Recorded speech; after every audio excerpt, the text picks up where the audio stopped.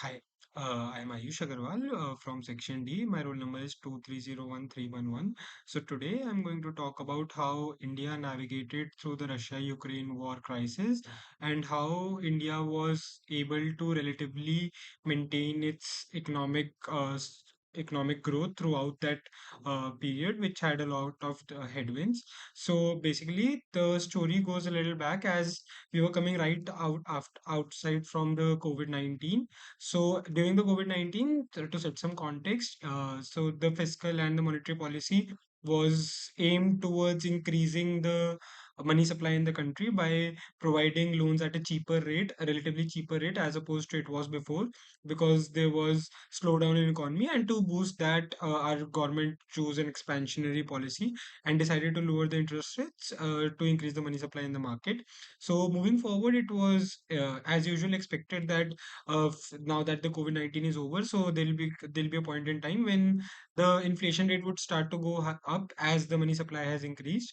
But the Russia-Ukraine war acted as a catalyst to it because along with the economic indicators of increasing inflation, it also added on with the increased prices of oil. Like the oil prices went up to 140 barrels at that point of time, and also there was geopolitical risk. There was risk of the USA sanctions, the CATSA, the CAA TSA, which is countering American adversaries through Sanctions Act, and there were a lot of other risks involved at that point of time. And even the global trade landscape was changed a lot because India, even though it's not geographically in uh, close to Russia or Ukraine, in proximity to Russia or Ukraine, yet it had strong trade ties with the two. So India, one example of the same is that there was a wheat corridor formed because Ukraine was one of the largest suppliers of wheat to the world, and India did not chose not to join that wheat corridor and chose to keep its wheat within the country to control the inflation at that point of time. The retail inflation in quarter two of fiscal year 22-23 went as high as 7.8%, which was the highest it had gone at that point of time. Even though despite all of these headwinds, Indian government through its expansionary policy and contractionary monetary policies was able to somehow cushion the impact of the adverse impacts of this war.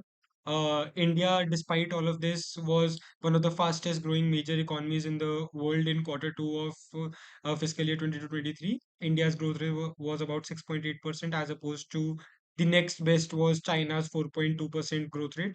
So this all indicated towards what was India doing right. So what was India doing right was, on the one hand, RBI was consistently increasing its repo rate by 25 basis point in each quarterly meet. And at that point of time, it went as high as 6.5%, and it's still the same. The last change in the repo rate was made back in February of 2023, which was 1 year after the war.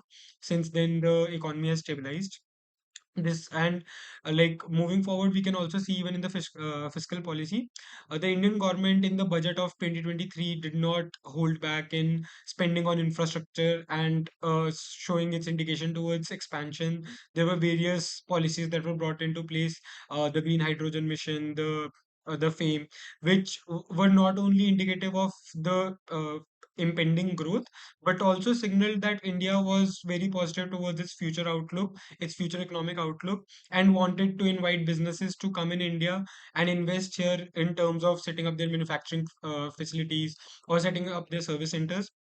A prime example of the same is that consideration of Tesla to set up a manufacturing plant here, Apple coming up with its own retail store for the first time in the Indian country, and there were two of them, in fact.